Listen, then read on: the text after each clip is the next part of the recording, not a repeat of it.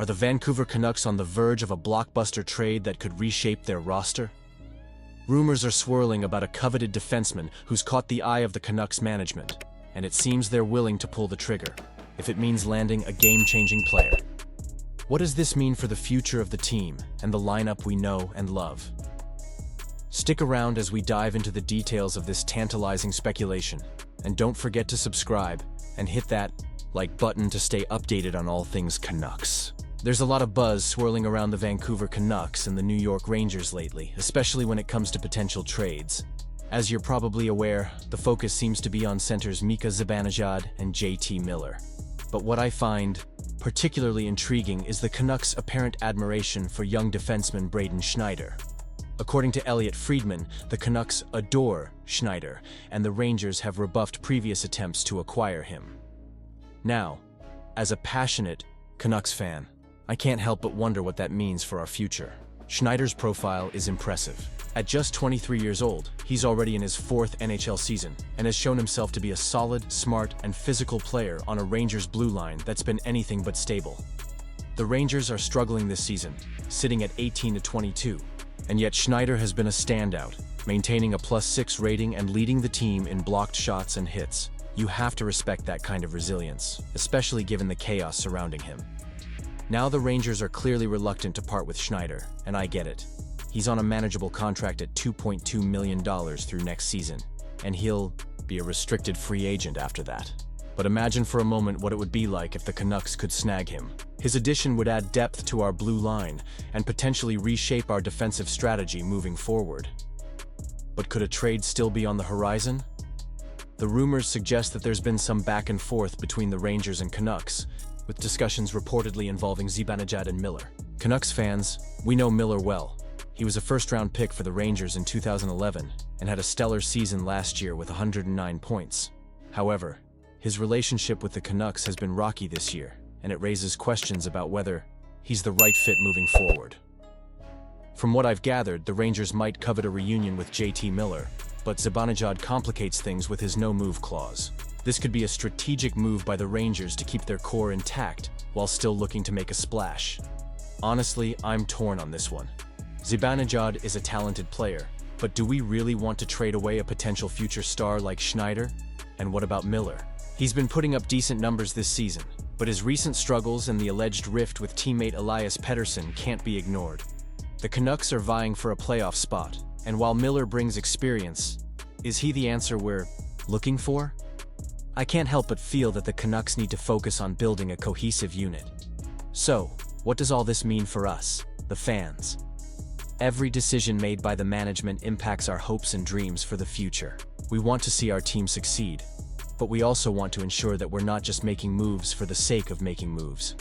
Do you think this was the best decision? Honestly, I'm torn. The potential for a Zibanejad-Miller swap intrigues me, but I can't shake the feeling that Schneider could be a cornerstone for our defense. The Vancouver Canucks are getting some much-needed good news, folks. Our number 2 defenseman, Hronek, is on the verge of returning to the lineup. After being sidelined since late November with that shoulder injury and some minor surgery on a lower body ailment, it looks like he's finally ready to hit the ice again. The team announced that Hronek is heading to Abbotsford on a conditioning loan, which means he's been skating on his own for a bit and is just about ready to suit up for games. It's been 6 long weeks since that unfortunate fall into the boards against the Pittsburgh Penguins, and while the Canucks initially estimated an 8-week recovery, it seems Hronek is ahead of schedule. Now, he can be on his conditioning loan for up to 2 weeks, which would align perfectly with that timeline. The Abbotsford Canucks kick off a 6-game homestand soon, providing him with ample opportunity to get back into game shape. Meanwhile, the NHL Canucks are in the midst of a grueling 5-game road trip, and let me tell you, they've struggled to move the puck effectively in Hronek's absence. Quinn Hughes has been a bright spot, but outside of him, the team is really lacking in quality puck-moving defensemen. Hughes himself missed some games recently due to a finger injury, and when he was out, it was painful to watch the team's performance. Now the question on everyone's mind is, how will the coaching staff, Rick Tocchet and Adam Foote, utilize Hronek when he returns? I can't help but wonder if they'll consider pairing him with Carson Soucy on the second defensive pair. Tyler Myers has been playing well alongside Hughes, and it could be beneficial for the Canucks to separate Hronek and Hughes. They're one of the best duos in the league, no doubt, but the team needs to find a way to control the game even when they're not on the ice together. The truth is, even when Hronek was in the lineup, the Canucks struggled to maintain control when the Hughes-Hronek partnership wasn't on the ice. It's clear that there's a need to shift that dynamic. With Hronek back, he has the potential to drive play away from Hughes, allowing each player to shine in their own right. So, what do you think? Was this the best decision for the Canucks? Honestly, I'm torn. On one hand, having Hronek back is a huge boost for our defensive lineup, but there's also the concern about how quickly he can adapt to game speed after being out for so long. Can he jump back in and make an immediate impact? That's the million-dollar question. As fans, we're all invested in the team's success, and these strategic moves are pivotal for our future. The Canucks' chances of making a playoff push this season heavily rely on our defense stepping up. With Hronek back, it's an opportunity to shift the momentum in our favor.